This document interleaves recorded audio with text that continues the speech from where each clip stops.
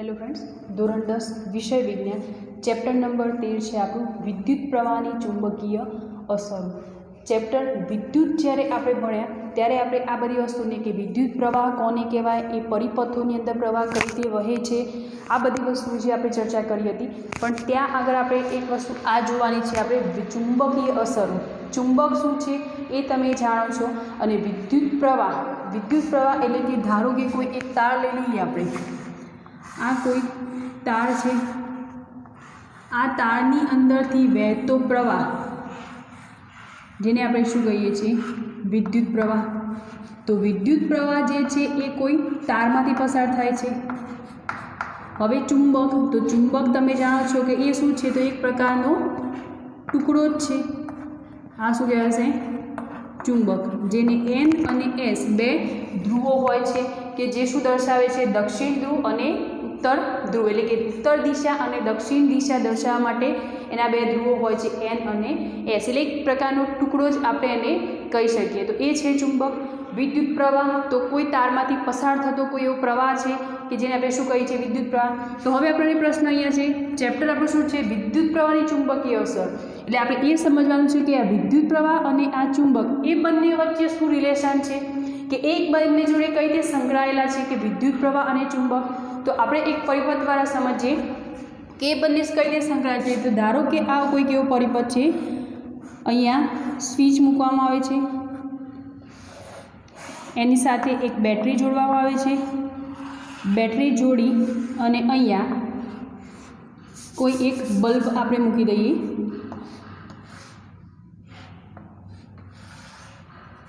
તો ધારો કે અહીંયા આ બલ્બ છે, આ કણ છે એટલે કે સ્વિચ આપણે કહી શકીએ, અને આ છે બેટરી કે જે પ્લસ માઇનસ ધરાવે છે, એટલે એમાંથી વિદ્યુત પ્રવાહ પસાર। હવે ધારો કે આ સ્વિચ જે છે એને ચાલુ કરવામાં આવે, અને ચાલુ કરતા એમાં શું થશે, પહેલાં તો વિદ્યુત પ્રવાહનું વહન થવાનું। હવે વિદ્યુત પ્રવાહનું વહન જ્યારે ચાલુ હોય એ દરમિયાન હોક્કા યંત્ર એની બાજુમાં મૂકવામાં આવે। જો તમે જાણો છો કે હોક્કા યંત્રની અંદર એક સોય જેવી રચના હોય છે, જે પણ એક ચુંબક જ છે, જેને આપણે શું કહીએ છીએ, સોયાકાર ચુંબક, એટલે સોય જેવો એનો આકાર હોય છે। તો એને જ્યારે અહીંયા મૂકવામાં આવે ત્યારે એનું કોણાવર્તન થાય છે। આ રીતે એ સોય જેવો આકાર છે એ વિદ્યુત પ્રવાહની દિશામાં એનું કોણાવર્તન થાય છે। હવે અહીંયા આ જે પરિપથ છે એની અંદર જે વિદ્યુત પ્રવાહ વહે છે એ વિદ્યુત પ્રવાહ પણ એક પોતાનું ચુંબકીય ક્ષેત્ર ધરાવે છે, જેના કારણે એ પોતાની ક્ષેત્રની અંદર કોઈ અહીંયા ચુંબક મૂકવામાં આવે તો એ પોતાની તરફ આકર્ષે છે, અને એ આકર્ષણના કારણે જ આ સોય જે છે એનું કોણાવર્તન થાય છે।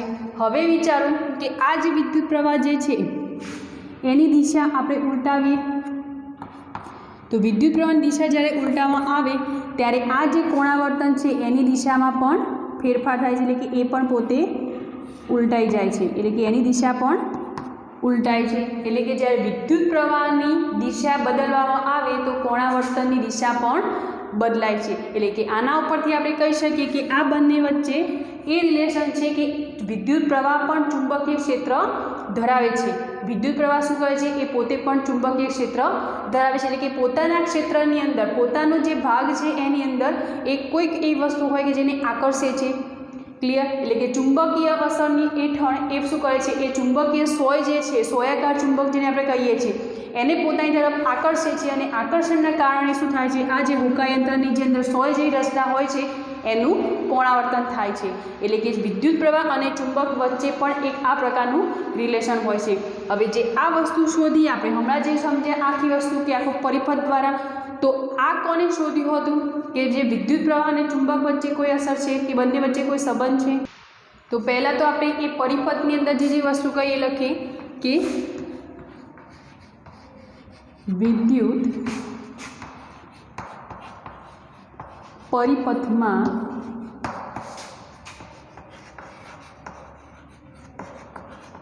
વિદ્યુત પ્રવાહ પસાર કરતા તે શું કરશે, ચુંબકીય ક્ષેત્ર ઉત્પન્ન કરે છે।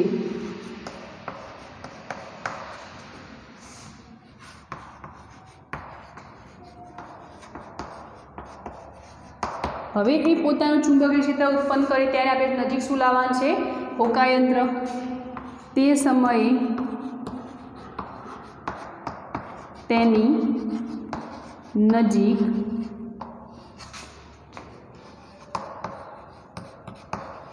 હોકાયંત્ર લાવવામાં આવે તો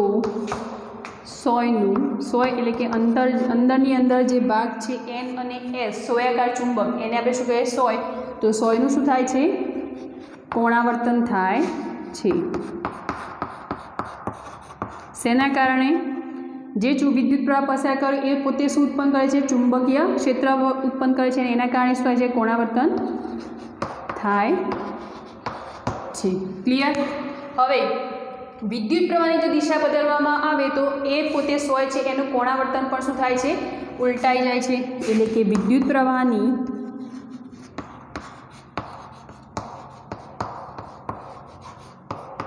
દિશા ઉલટાવવામાં આવે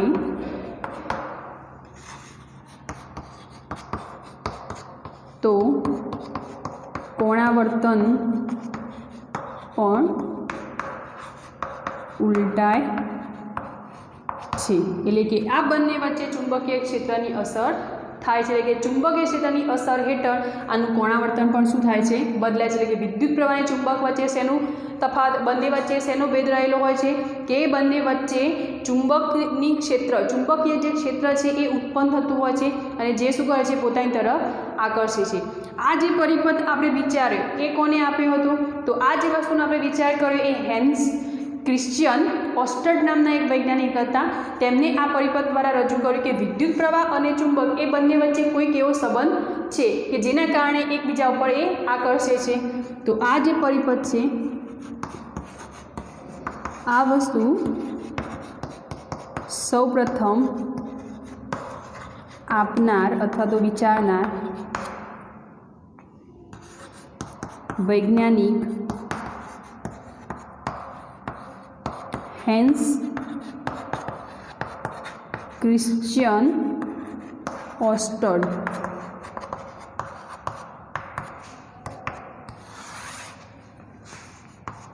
હતા, જેમને આ આખો પરિપથ રજૂ કર્યો હતો કે જેના દ્વારા એમને વિદ્યુત પ્રવાહ અને ચુંબક વચ્ચેનો સંબંધ દર્શાવ્યો હતો કે એ શેના કારણે આકર્ષે છે. હવે આ જે એમનો પરિપથ હતો એના દ્વારા જે આપણે અત્યારે હાલમાં ચાલતા રેડિયો એ પછી છે ટેલિવિઝન જેવા ઓપ્ટિકલ સાધનોની શોધ થઈ.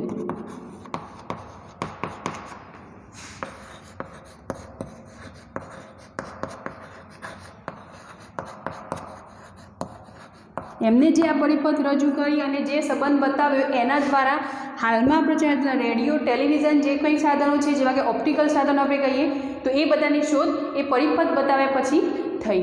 અને એ જે આપણા વૈજ્ઞાનિક હતા હેન્સ ક્રિશ્ચિયન ઓસ્ટર્ડ એમની યાદમાં જે ચુંબકીય ક્ષેત્ર છે એનો એકમ શું કહેવાય છે? ઓસ્ટર્ડ. એટલે કે ચુંબકીય ક્ષેત્રની જે તીવ્રતા છે એ તીવ્રતાનો એકમ શું કહેવાય છે? ઓસ્ટર્ડ. ચુંબકીય ક્ષેત્રની તીવ્રતાનો એકમ ઓસ્ટર્ડ છે. એમની યાદમાં જ એમના નામ ઉપરથી એની તીવ્રતાનો એટલે કે જે ચુંબકીય ક્ષેત્ર એમને શોધ્યું એની તીવ્રતાનો એકમ જેને આપણે શું કહીએ છીએ? ઓસ્ટર્ડ. ક્લિયર? હવે આપણે જોવાનું છે ચુંબકીય ક્ષેત્ર અને ચુંબકીય ક્ષેત્ર રેખાઓ. તો એ પહેલાં આપણે ચુંબક વિશે ચર્ચા કરીએ. ચુંબકીય ક્ષેત્ર અને ક્ષેત્ર રેખાઓ.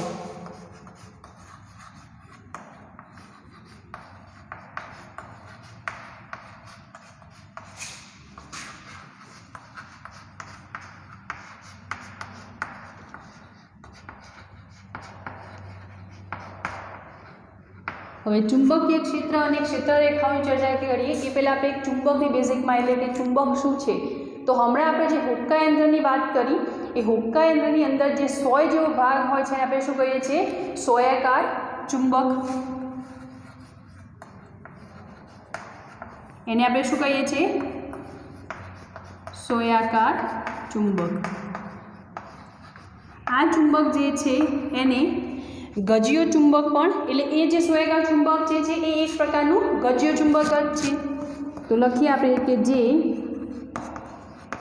એક પ્રકારનું ગજીય ચુંબક છે. હવે તમે જાણો છો કે આ જે ચુંબક છે એને બે ધ્રુવો હોય છે, એક છે ઉત્તર ધ્રુવ અને દક્ષિણ ધ્રુવ. તો ચુંબકને બે ધ્રુવો હોય છે, ઉત્તર ધ્રુવ અને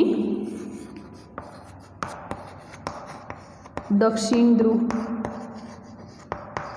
હવે આ જે ઉત્તર ધ્રુવ છે એ ઉત્તર દિશામાં અને જે દક્ષિણ ધ્રુવ છે એ ક્યાં સ્થિર થાય છે? દક્ષિણ દિશામાં સ્થિર થાય છે. ઉત્તર ધ્રુવ ઉત્તર દિશામાં અને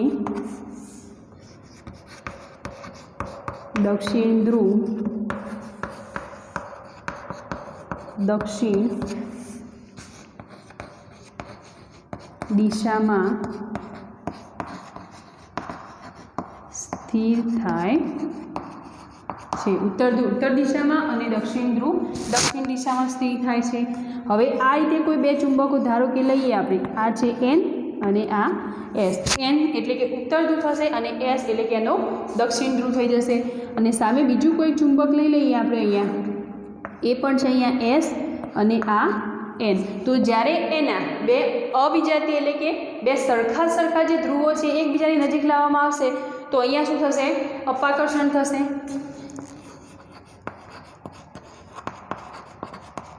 પણ જો એના બે વિજાતીય ધ્રુવો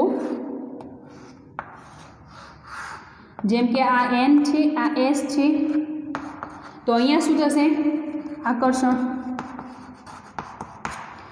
આ જે ચુંબક જે છે એના બે વિજાતીય ધ્રુવોને પાસે લાવવામાં આવશે તો ત્યાં આગળ શું થવાનું? આકર્ષણ. અને આ રીતે બે અલગ બે સરખા જ ધ્રુવોને જ્યારે નજીક લાવવામાં આવશે ત્યારે ત્યાં શું થશે? અપાકર્ષણ થશે. ક્લિયર? તો આ ચુંબકની માહિતી હવે આપણે એક પ્રવૃત્તિ દ્વારા સમજીએ, ચુંબકીય ક્ષેત્ર અને ચુંબકીય ક્ષેત્ર રેખાઓ.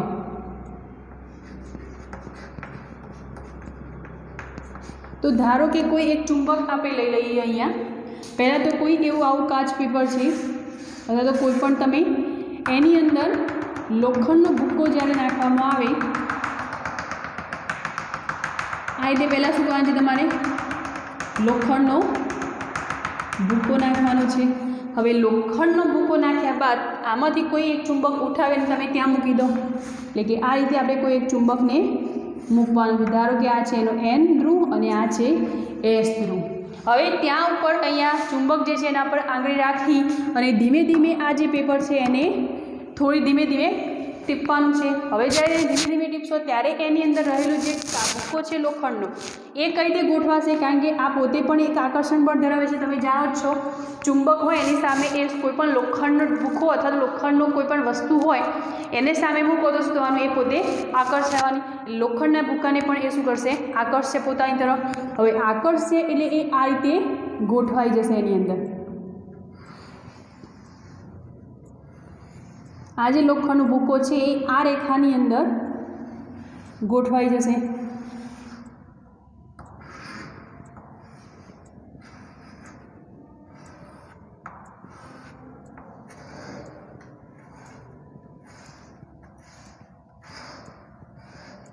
શું થઈ ગયું? આ રીતે જે N અને S ધ્રુવ પર બંને શું થશે? ગોઠવાઈ જશે.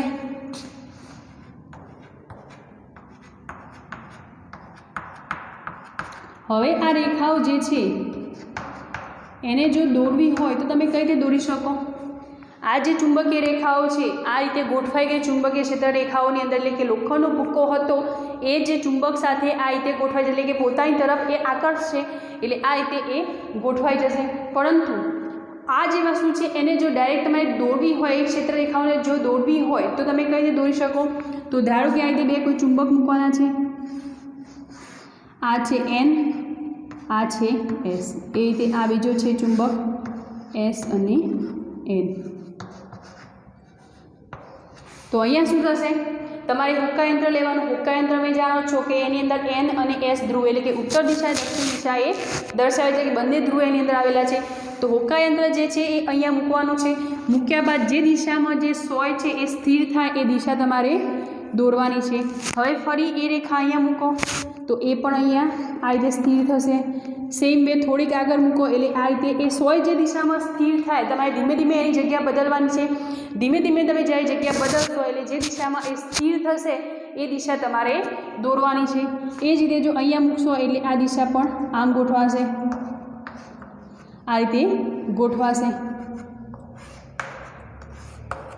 आनी अंदर पण सेम एज कंडीशन थवानी जे ऊपर थई गई।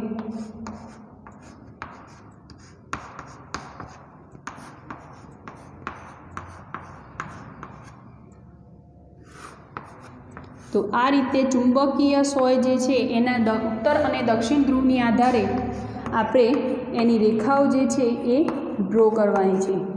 तो अहींया आ रीते दर्शन थशे अने रियलमां जो आनी उपर तमे भूक्को नाखशो लोखंडनो, आ जे दिशाओ तमे दोरी दीधी त्यारबाद एनी उपर जो लोखंडनो भूक्को नाखशो तो ए बस आ ज रीते गोठवावानो छे ए रेखाओ उपर। तो आना परथी आपणे चुंबकीय क्षेत्र छे एनी व्याख्या आपवी होय तो शुं आपी शकीए, तो चुंबकनी आसपासनो एवो विस्तार के ज्यां चुंबकीय बळनी असर थाय छे तेने शुं कहे छे चुंबकीय क्षेत्र। चुंबकनी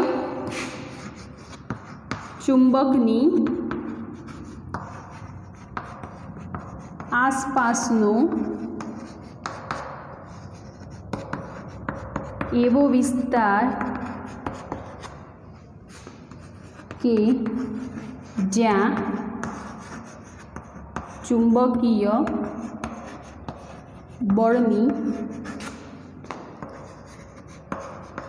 असर थाय छे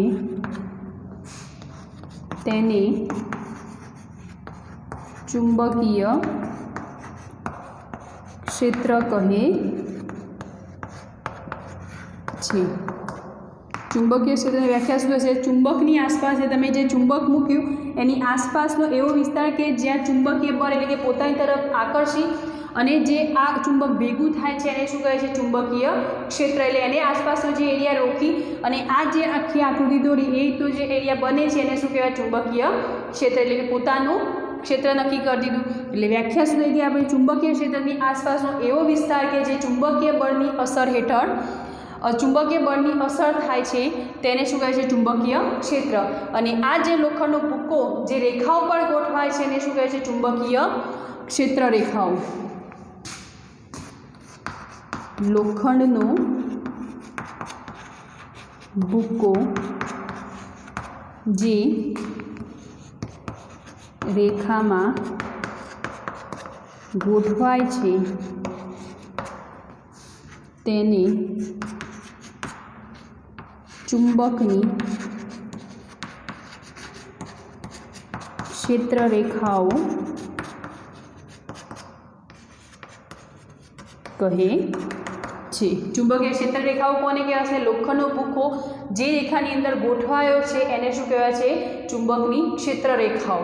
अने चुंबकीय क्षेत्र एटले चुंबकनी आसपासनो एवो विस्तार के जे चुंबकीय बळनी असर थाय छे जेने शुं कहे छे चुंबकीय क्षेत्र। क्लियर थई गयुं? तो चुंबकीय क्षेत्र अने चुंबकीय क्षेत्र रेखाओ। हवे आपणे जोवानुं छे चुंबकीय क्षेत्र अने जे क्षेत्र रेखाओ छे एनी आ ज आकृति ड्रो करी आपणे हुक्का यंत्रनी मददथी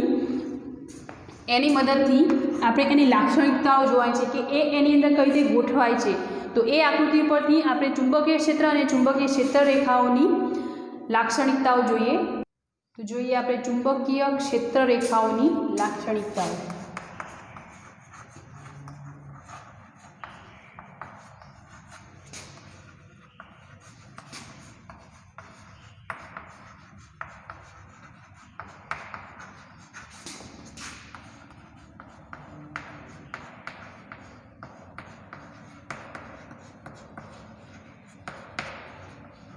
ચુંબકીય ક્ષેત્રરેખાની લાક્ષણિકતાઓ, તો જે ક્ષેત્રરેખાઓ ઉત્પન્ન થઈ છે એ ક્ષેત્રરેખાઓ પરથી આપણે લાક્ષણિકતા મેળવવાની છે. તો આની અંદર જ્યારે ચુંબકીય ક્ષેત્રરેખાઓ બહારની તરફ હોય ત્યારે શું થાય છે, તો ચુંબકીની બહાર ક્ષેત્રરેખાઓ ક્યાં જાય છે, ઉત્તર ધ્રુવથી દક્ષિણ ધ્રુવ તરફ. ચુંબકની બહાર, જ્યારે બહારની વાત કરીએ ત્યારે ક્ષેત્રરેખાઓ ઉત્તર ધ્રુવ એટલે કે એનથી દક્ષિણ ધ્રુવ એસ પર જાય છે. હવે એ જ રીતે જો અંદરની એટલે કે ચુંબકની અંદરની વાત કરીએ તો અંદર શું થશે, આનાથી ઊંધું દક્ષિણ ધ્રુવથી ઉત્તર ધ્રુવ પર જાય છે. ચુંબકની અંદર ક્ષેત્રરેખાઓ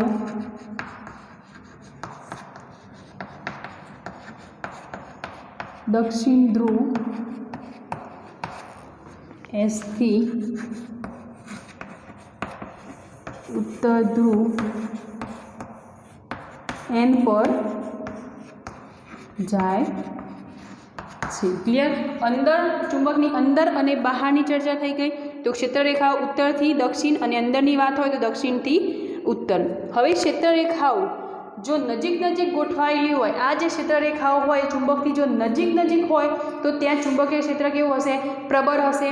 અને જો દૂર દૂર હશે તો શું થવાનું, ત્યાં ચુંબકીય ક્ષેત્ર કેવું હશે, નિર્બળ હશે. તો એના પરથી આપણે લખી શકીએ કે ક્ષેત્રરેખાઓ નજીક હોય તો ચુંબકીય ક્ષેત્ર કેવું હોય, પ્રબળ. ક્ષેત્રરેખાઓ નજીક હોય તો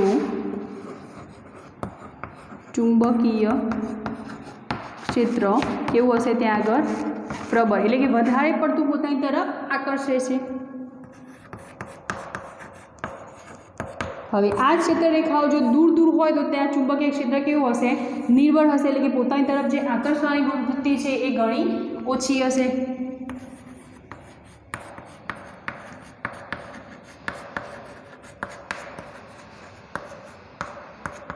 દૂર દૂર હોય તો ચુંબકીય ક્ષેત્ર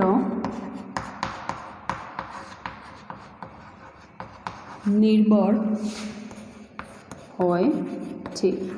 નજીક હશે તો ચુંબકીય ક્ષેત્ર પ્રબળ અને દૂર દૂર હશે તો ચુંબકીય ક્ષેત્ર કેવું હશે, નિર્બળ હશે.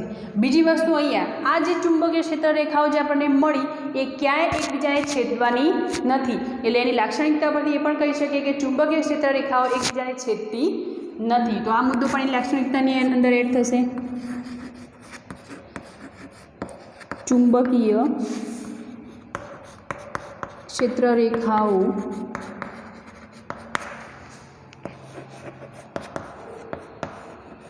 એકબીજાને છેદતી નથી. ક્લિયર થઈ ગયું? તો ચુંબકીય ક્ષેત્રરેખાઓની લાક્ષણિકતાઓ ફરી એકવાર જોઈ લઈએ. તો ચુંબકની બહાર ક્ષેત્રરેખાઓ ઉત્તરથી દક્ષિણ ધ્રુવ તરફ હોય છે. ચુંબકની અંદરની વાત કરીએ તો ત્યાં ક્ષેત્રરેખાઓ કેવી હોય છે, દક્ષિણ ધ્રુવથી ઉત્તર ધ્રુવ તરફ હોય છે. હવે ક્ષેત્રરેખાઓ જો નજીક ગોઠવાયેલી હોય તો કેવું હશે, ચુંબકીય ક્ષેત્ર પ્રબળ હશે. હવે એ જ રીતે જો ક્ષેત્રરેખાઓ એકબીજાથી દૂર ગોઠવાયેલી હશે તો ચુંબકીય ક્ષેત્ર કેવું હશે, નિર્બળ હશે.